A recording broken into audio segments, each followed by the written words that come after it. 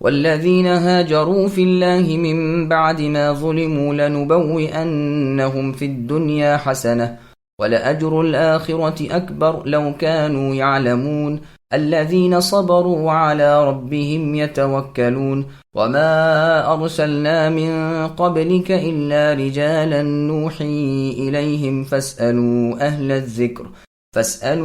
أهل الذكر إن كنتم لا تعلمون بالبينات والزبر وأنزلنا إليك الذكر لتبين للناس ما نزل إليهم ولعلهم يتفكرون۔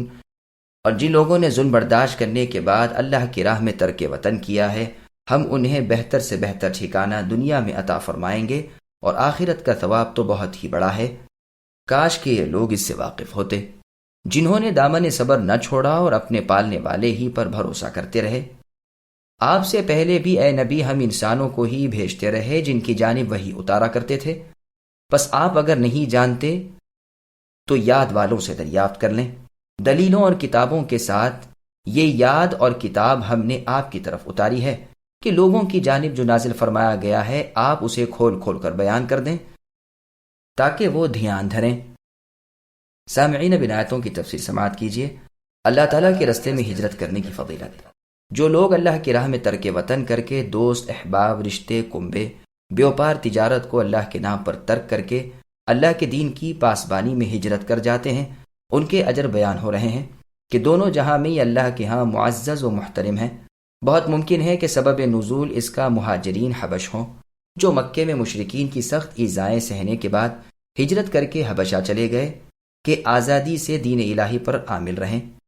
ان کے بہترین لوگ یہ تھے: عثمان بن عفان رضی اللہ عنہ، آپ کے ساتھ آپ کی بیوی صاحبہ رقیہ رضی اللہ عنہ بنت رسول اللہ بھی تھیں، جو رسول اللہ کی بیٹی تھیں، اور جعفر بن ابی طالب رضی اللہ عنہ، جو رسول اللہ صلی اللہ علیہ وسلم کے چچازاد بھائی تھے اور علی کے بڑے بھائی تھے، اور ابو سلمہ ابن عبد الاسد رضی اللہ عنہ وغیرہ قریب 80 آدمی تھے، مرد بھی عورتیں بھی، جو سب صدیق اور صدیقہ تھے۔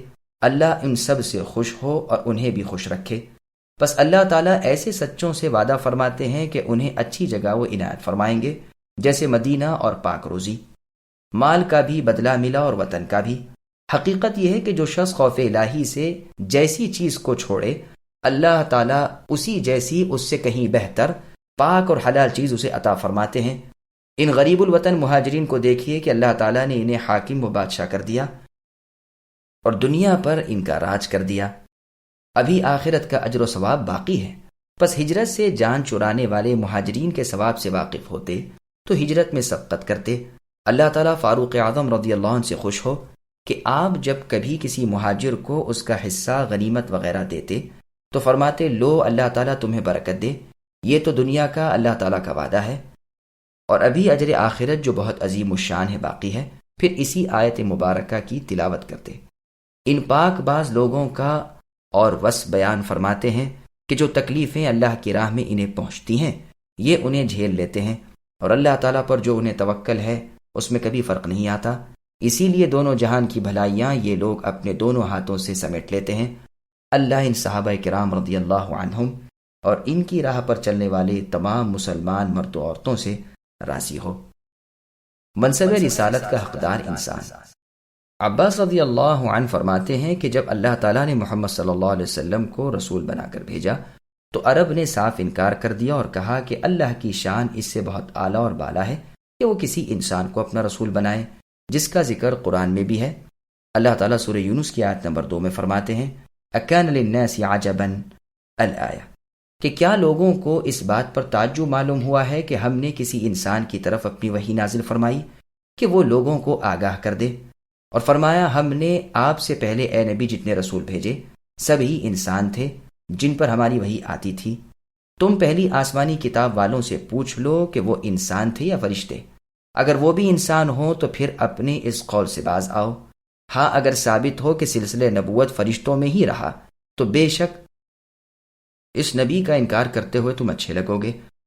اور سورہ یوسف کی آیت نمبر 109 میں اللہ نے فرمایا، انا نحن نزلنا الذکر، اس میں یہ ہے کہ بقول بجائے خود ٹھیک ہے، لیکن اس آیت میں ذکر سے مراد قرآن لینا درست نہیں، کیونکہ قرآن کے تو وہ لوگ منکر تھے پھر قرآن والوں سے پوچھئے کہ ان کی تشفی کیسے ہو سکتی تھی۔ اسی طرح امام ابو جعفر باقر رحمہ اللہ سے مروی ہے کہ ہم اہل ذکر ہیں، یعنی یہ امت، یہ قول بھی اپنی جگہ ہے درست۔ فی الواقع یہ امت تمام اگلی امتوں سے زیادہ علم والی ہے اور اہل بیت کے علماء اور علماء سے بدرجہ بڑھ کر ہیں، جبکہ وہ سنت مستقیمہ پر ثابت قدم ہو، جیسے علی بن عباس، حسن، حسین، محمد بن حنفیہ، علی بن حسین زین العابدین، علی بن عبداللہ بن عباس، ابو جعفر باقر رحمہ اللہ یعنی محمد بن علی بن حسین بن علی، اور ان کے صاحبزادے جعفر رحمہ اللہ، اور ان جیسے اور بزرگ حضرات، اللہ کی رحمت اور رضا انہیں حاصل ہو، جو کہ اللہ کی رسی کو مضبوط تھامے ہوئے اور صراط مستقیم پر قدم جمائے ہوئے، اور ہر حقدار کے حق بجا لانے والے، اور ہر ایک کو اس کی سچی جگہ اتارنے والے، ہر ایک کی قدر و عزت کرنے والے تھے، اور خود وہ اللہ کے تمام نیک بندوں کے دلوں میں اپنی مقبولیت رکھتے ہیں۔ تو ہے یہ بے شک صحیح، لیکن اس آیت میں یہ مراد نہیں۔ یہاں بیان ہو رہا ہے کہ رسول اللہ صلی اللہ علیہ وسلم بھی انسان ہیں، اور آپ سے پہلے بھی انبیاء علیہم السلام بنی آدم میں سے ہی ہوتے رہے، یعنی سب کے سب انسان ہی تھے۔ جیسے اللہ تعالیٰ نے سورہ بنی اسرائیل کی آیت نمبر 93 میں فرمایا، قل سبحان ربی هل كنت الا بشرا رسولا، کہ اے نبی ان کفار و مشرکین سے کہہ دیجئے کہ میرے رب پاک ہیں، میں صرف ایک انسان ہوں جو اللہ کا رسول ہوں۔ لوگ محض یہ بہانہ کر کے رسولوں کا انکار کر بیٹھے کہ کیسے ممکن ہے کہ اللہ تعالیٰ کسی انسان کو اپنی رسالت دے۔ اور سورہ فرقان کی آیت نمبر 20 میں ہے، جس کا ترجمہ ہے، آپ سے پہلے جتنے رسول بھی ہم نے اے نبی بھیجے سبھی کھانے پینے اور بازاروں میں چلنے پھرنے والے تھے۔ اور سورہ انبیاء کی آیت نمبر 8 میں ہے، جس کا ترجمہ ہے، ہم نے انہیں کچھ ایسے جسے نہیں بنائے تھے کہ وہ کھانے پینے سے بے نیاز ہوں، یا یہ کہ مرنے والے ہی نہ ہوں، مراد انبیاء ہیں۔ اور سورہ احقاف کی آیت نمبر 9 میں اللہ نے فرمایا، قل ما كنت بدعا من الرسل، اے نبی لوگوں سے کہہ دیجئے کہ میں کوئی نیا رسول نہیں ہوں۔ اور سورہ کہف کی آیت نمبر 110 میں فرمایا، جس کا ترجمہ ہے کہ میں اے لوگو تم جیسا ہی ایک انسان ہوں، میری جانب وحی اتاری جاتی ہے۔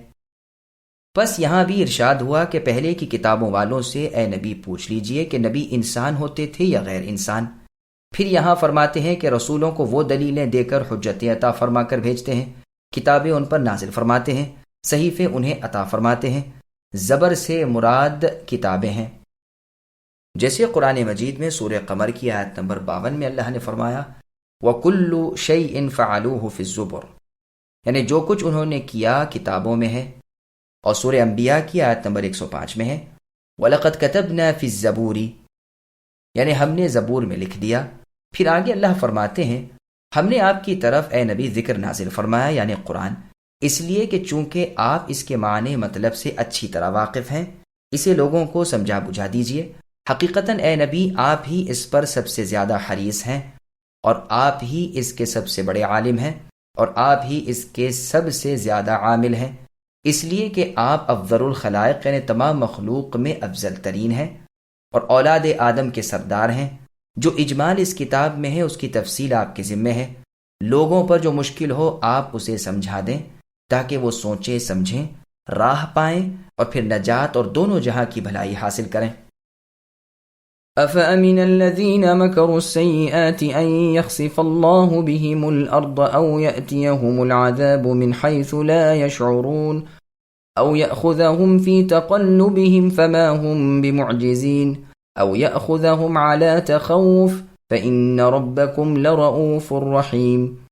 بدترین داؤ پیچ کرنے والے کیا اس بات سے بے خوف ہو گئے ہیں کہ اللہ تعالیٰ انہیں زمین میں دھسا دے، یا ان کے پاس ایسی جگہ کا عذاب آ جائے جہاں کا انہیں وہم و گمان بھی نہ ہو، یا انہیں چلتے پھرتے پکڑ لے؟ یہ کسی صورت میں اللہ کو عاجز نہیں کر سکتے، یا انہیں ڈرا دھمکا کر پکڑ لے۔ پس یقیناً تمہارے پروردگار اے نبی اعلیٰ شفقت اور انتہائی رحم کرنے والے ہیں۔ سامعین، اب ان آیتوں کی تفسیر سماعت کیجیے۔ اللہ تعالیٰ کے غضب و غصے کا بیان۔ اللہ تعالیٰ خالق کائنات اور مالک ارض و سماوات اپنے حلم کا باوجود علم کے اور اپنی مہربانی کا باوجود غصے کے بیان فرماتے ہیں کہ وہ اگر چاہے اپنے گنہگار بد کردار بندوں کو زمین میں دھسا سکتے ہیں، بے خبری میں ان پر عذاب لا سکتے ہیں، لیکن اپنی غایت مہربانی سے درگزر کیے ہوئے ہیں، جیسے سورہ تبارکہ کی آیت نمبر 16 تا 17 میں ہے، اللہ جو آسمان میں ہے، کیا تم اس اللہ کے غصے سے نہیں ڈرتے کہ کہیں زمین کو دلدل بنا کر تمہیں اس میں دھسا نہ دے، کہ وہ تمہیں ہچکولے ہی لگاتی رہا کرے؟ کیا تمہیں آسمانوں والے اللہ سے ڈر نہیں لگتا کہ کہیں وہ تم پر آسمان سے پتھر نہ برسا دے؟ اس وقت تمہیں معلوم ہو جائے کہ میرا ڈرانا کیسا تھا۔ اور یہ بھی ہو سکتا ہے کہ اللہ تعالیٰ ایسے مکار بد کردار لوگوں کو ان کے چلتے پھرتے، آتے جاتے، کھاتے کماتے ہی پکڑ لے، سفر حضر میں، رات میں، جس وقت چاہے پکڑ لے، جیسے اللہ تعالیٰ نے سورہ اعراف کی آیت نمبر 97 میں فرمایا افامن اہل القری الآیہ، یعنی کیا بستی والے اس سے نڈر ہو گئے ہیں کہ ان کے پاس ہمارا عذاب رات ہی رات میں ان کے سوتے سلاتے ہی آ جائے، یا دن چڑھے ان کے کھیل کود کے وقت ہی آ جائے؟ اللہ کو کوئی شخص اور کوئی کام عاجز نہیں کر سکتا۔ وہ اللہ تعالیٰ ہارنے والے اور تھکنے والے اور ناکام ہونے والے نہیں ہیں۔ اور یہ بھی ممکن ہے کہ باوجود ڈر خوف کے انہیں پکڑ لے تو دونوں عذاب ایک ساتھ ہو جائیں، ڈر اور پھر پکڑ، ایک مرے دوسرا ڈرے پھر مرے۔ لیکن رب العلا، رب کائنات بڑے ہی رؤوف و رحیم ہیں، اس لیے جلدی نہیں پکڑتے۔ بخاری اور مسلم میں ہے، رسول اللہ صلی اللہ علیہ وسلم نے فرمایا، خلاف طبع باتیں سن کر صبر کرنے میں اللہ سے بڑھ کر کوئی نہیں۔ لوگ اللہ کی اولادیں ٹھہرائیں اور وہ انہیں رزق و عافیت عنایت فرمائے۔ بخاری اور مسلم کی ایک اور روایت میں ہے، رسول اللہ نے فرمایا، اللہ تعالیٰ ظالم کو مہلت دیتے ہیں، لیکن جب پکڑ نازل فرماتے ہیں پھر اچانک تباہ ہو جاتا ہے۔ پھر رسول اللہ صلی اللہ علیہ وسلم نے آیت وَكَذَلِكَ أَخْذُ رَبِّكَ پڑھی، یعنی سورہ ہود کی آیت نمبر 102، اور سورہ حج کی آیت نمبر 48 میں ہے وَكَأَيٍّ مِّن قَرْيَةٍ الآیہ، یعنی بہت سی بستیاں ہیں جنہیں میں نے کچھ مہلت دی لیکن آخر ان کے ظلم کی بنا پر انہیں گرفتار کر لیا، لوٹنا تو بالآخر میری ہی جانب ہے۔